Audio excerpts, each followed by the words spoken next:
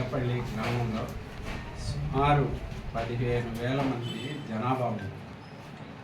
15,000 మందిలో మన నారా చంద్రబాబు నాయుడు గారు పోలీస్ రిక్రూట్మెంట్ వదిలిన తర్వాత ఉల్లపల్లి నుంచి 3 కానిస్టేబుల్స్గా సెలెక్ట్ అయ్యారు. దానికి మా గ్రామం తరఫున మేము మా కుర్రోళ్ళని ఇంకా కొంతమంది ఉద్యోగాలు సాధించాలి, ఇంకా ఎంకరేజ్మెంట్ చేయాలనే ఉద్దేశంతో మా కుర్రోళ్ళకు సన్మానం చేయడం జరిగింది.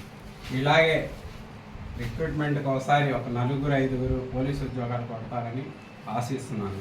వీళ్ళు నిరుపేద కుటుంబంలో పుట్టినోళ్ళు, చాలా పేదవాళ్ళు అయినా పట్టుదలతోటి మన జాబ్ కొట్టేశారు వీళ్ళు పోలీసు ఉద్యోగం.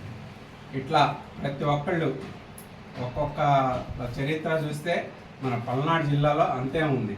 అందరు పేద విద్యార్థులే ఇలా అందరు గవర్నమెంట్ స్కూల్లో చదివిన వాళ్ళే ఈ పోలీస్ సెలక్షన్లో సెలెక్ట్ అయ్యారు.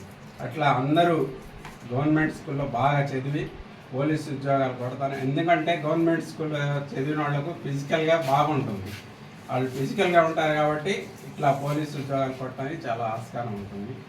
అట్లా ఇంత పేద కుటుంబంలో పుట్టి మనోళ్ళు పట్టుదలతోటి మరి వీళ్ళు ఎస్ఐ అవ్వాలనే కాన్సెప్ట్ తోటి ప్రిపేర్ అయ్యారు. 7 సంవత్సరాలు ఇప్పుడు కానిస్టేబుల్ పెట్టారు. ఫ్యూచర్లో వీళ్ళు మంచి ఉన్నత స్థాయికి వెళ్ళాలని, మరి వీళ్ళు కూడా ఎస్ఐ స్థాయి ఉద్యోగాలు సాధించాలని నేను ఆశిస్తున్నాను.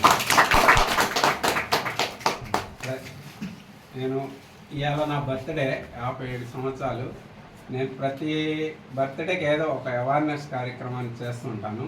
ఈసారి వీళ్ళకి జాబులు వచ్చినాయి కాబట్టి వీళ్ళకి సన్మానించి ఇంకా కొంతమందిని ప్రోత్సాహపరిచే విధంగా ఉంటుందని ఈ కార్యక్రమాన్ని చేపట్టాను.